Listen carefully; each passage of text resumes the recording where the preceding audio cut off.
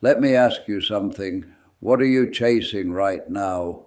The promotion, the money, the house, the respect, the number in your bank account that's going to feel like you made it, whatever it is. My name is Arthur, and I need you to stop for the next few minutes because I chased it too. For 50 years, I chased it. And I'm sitting here at 81 years old telling you it was the wrong thing. All of it, every single bit of it. And I need you to really hear what I'm about to say, because what took me 50 years to understand, I'm going to hand to you right now. You can do something with it. I couldn't. I grew up with a very simple idea of what a successful life looked like. You work hard, you climb, you build something, people respect you, you provide for your family, you win. That was the whole picture. Nobody told me to question it. Nobody said, "Wait, Arthur, is that actually going to make you happy?" They just said, "Work harder, get more, be more." So that's what I did. Lord, that's what I did. At 25, I was working 60-hour weeks at a manufacturing firm. At 32, I started my own business. By 40, I had 22 employees, a company car, and a name people recognized in my industry. I thought I was winning. I thought this was it. But here's the thing, nobody tells you about winning. You get there, and there's always another finish line. Always. I hit my first big number at 43. Thought I'd finally feel it. That feeling of, okay, I made it. I can breathe now. You know what I felt instead? Nothing. I mean, not nothing exactly. More like emptiness. Like I'd run a marathon and crossed the tape and looked around, and the stadium was completely empty. So I set a new number, then another, then another. 50 years of moving finish lines, 50 years of just a little more. My wife, Barbara, God, she was patient with me. She'd say, "Arthur, when are we going to slow down? When are we going to just live?" And I'd say, "Soon, Barb, just let me get through this quarter. Just let me close this deal. Just let me hit this number." Soon, that word. Soon is the most dangerous word in the English language, because soon never comes. It just keeps moving forward, just ahead of you, just out of reach. And while you're chasing soon, real life is happening without you. I want to tell you about a Thursday evening in October of 2009.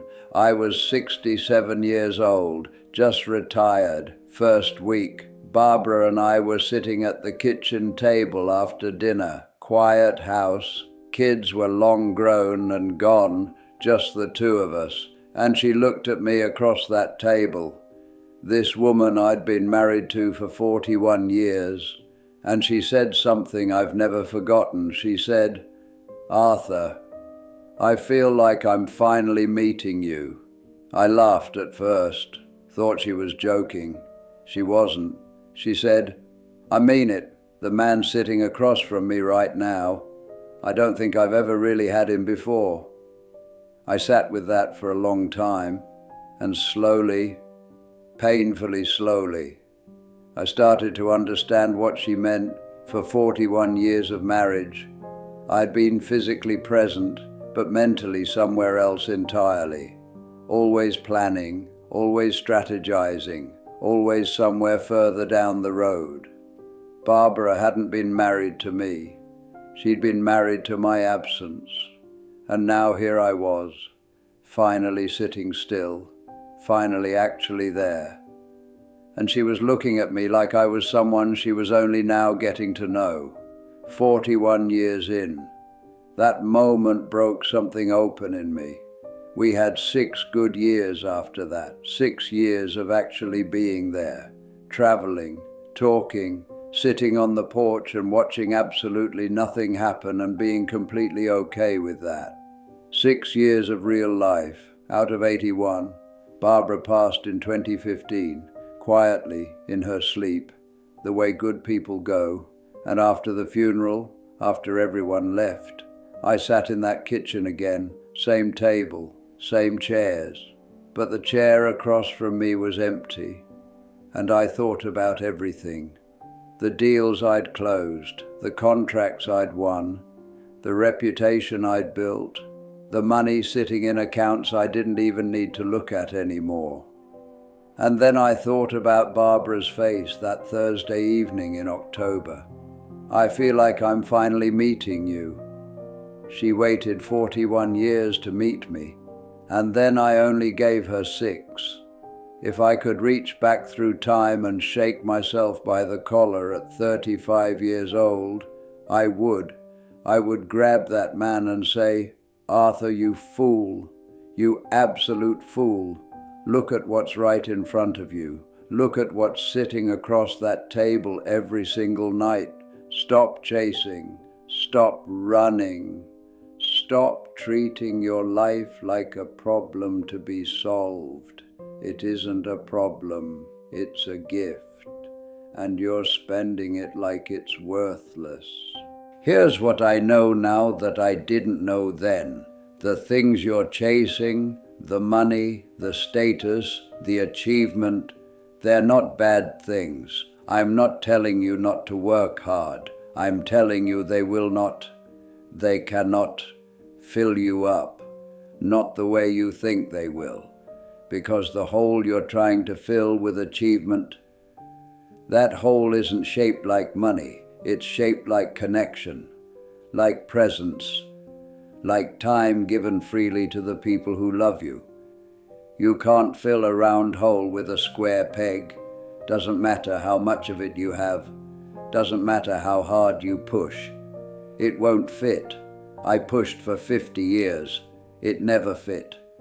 I think about the younger version of me a lot these days.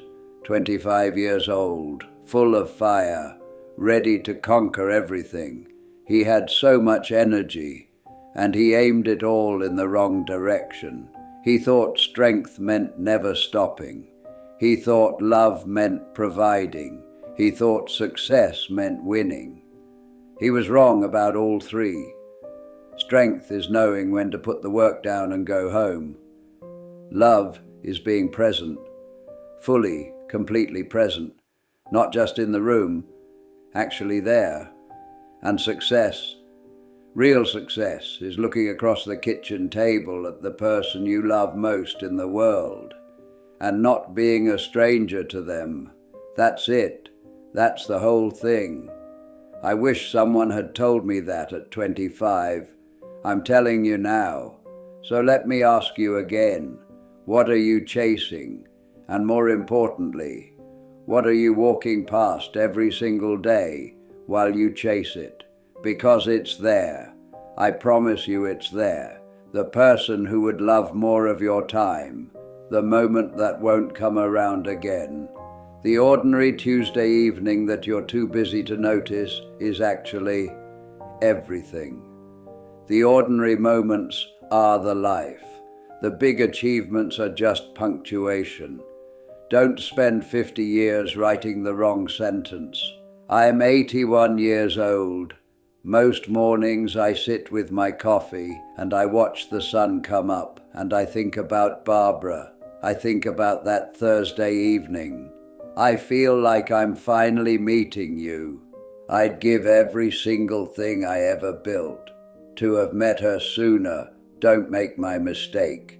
Whatever you're grinding for right now, it can wait one evening. Your life cannot. If these words landed somewhere real in you, then pass them on. Share this with someone who's running too hard in the wrong direction. They probably won't thank you right away, but one day they will. And if you want to hear more from an old man who learned everything the hard way, subscribe. I like to read every comment. Stay a while. I've got more to say before my time runs out. And you you've still got time to change course. The question is, will you?